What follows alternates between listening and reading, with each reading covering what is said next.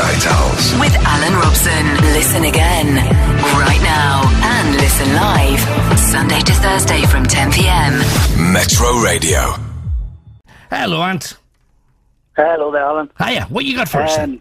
I'm just ringing up. It's just, I listen to your show every night. Thank you, man. Every night I always hear somebody go, can I come on a ghost hunt with you, Alan? Right. So I thought I'll ring up and let people know that there is companies out there that actually do ghost hunts. Okay. And we're not as bad as what people think. Right. And I'm just ringing up about a specific venue as well. Okay. Where I think we're one of the only companies around who's actually working on Halloween night itself.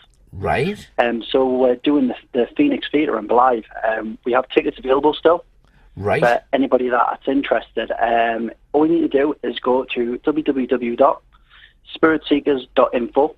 Okay. And you'll be able to see the tickets there for the Phoenix Theatre Blythe. I mean, we have them on every weekend. We're a good bunch of lads. And sorry, lady, because we've just employed a new lady. Right. We're not in it to go around scaring people, faking people. I'm sure most of your listeners have probably heard of us, and they've even been on the ghost hunt with us. Right. But we are actually a really, really good company. How do you do it though? I mean, how many people are you going to be taking on this thing? Well, I'll tell you a story that before I started working for the company, I used to go as a customer to the ghost hunting companies, and I used to see them take 50 people, and I think 50 people is just way too many. Scary I mean, absolutely.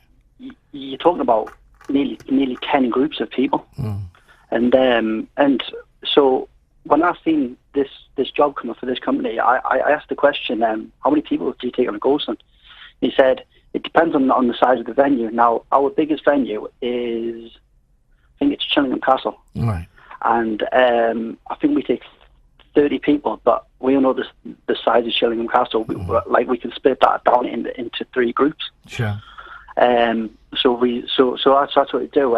But I mean, most venues we take about 20 people. If that, we've got some venues, like the likes of East Drive, where we take 10 people. Right. No, in my experience, and feel free to to disagree with me, but to me, I've never. I did take 300 people to Walkworth Castle. Wow. But that was 300. but that was more for a show. We put dancers on. We had actors playing the part of people from history, telling the ghost stories of the day and stuff. Yeah. It wasn't. 300 people is never going to work on a ghost hunt because there's 300 people there. We fed them. I know what you mean. We fed them medieval food, and we did a different type of night. It's just I think I took 12 skeptics to Chillingham for one show, and it was really hard to keep them enough apart so that one didn't hear the other, because if at Chillingham there's probably 12 places where you could place an individual, but I would never personally put more than 2 in at any one time, I have to say. So you obviously do it a very different way to the way that I totally, do. I'm not saying that mine's right and yours is wrong, just it's different strokes for different folks. I mean, I'll take, for instance, the last time we went to Chillingham Castle. It's probably the best paranormal night I have ever had. Right. I think it was about 7 or 8 of us in a room. And it was the torture chamber. Oh, yeah. And we seen spirit. We heard the spirit talk with our own voice. Right.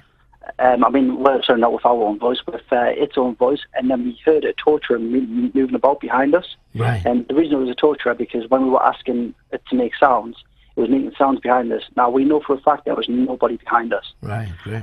We knew where the spirit was talking to us in front was a little boy. He even confirmed that by saying yes. Right. And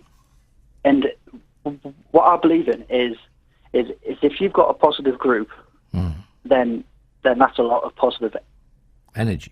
So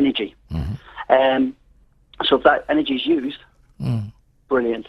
Yeah. If you go on a ghost hunt and you have people sitting there, and I see this on every ghost hunt I work, if you're sitting there bored, being negative about anything, then nothing will happen. Right. Because why would somebody want to come out and talk to you when you're being negative? It's exactly the same if you're a human being. If you're in a bar and you see someone say just sitting there with the hands in the face in the hands, you're not going to go and talk to that person. Right.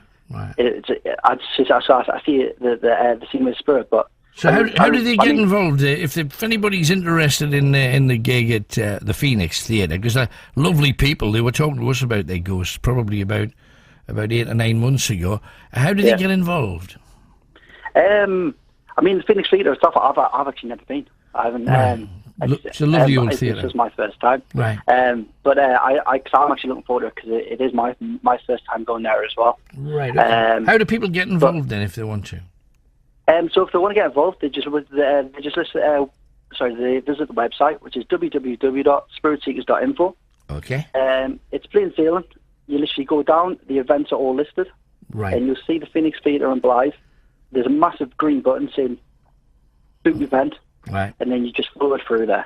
Okie doke. Well, I hope it works well for you, and thank you very much for coming on and telling us about it. Is the tickets for Brock Bush's from?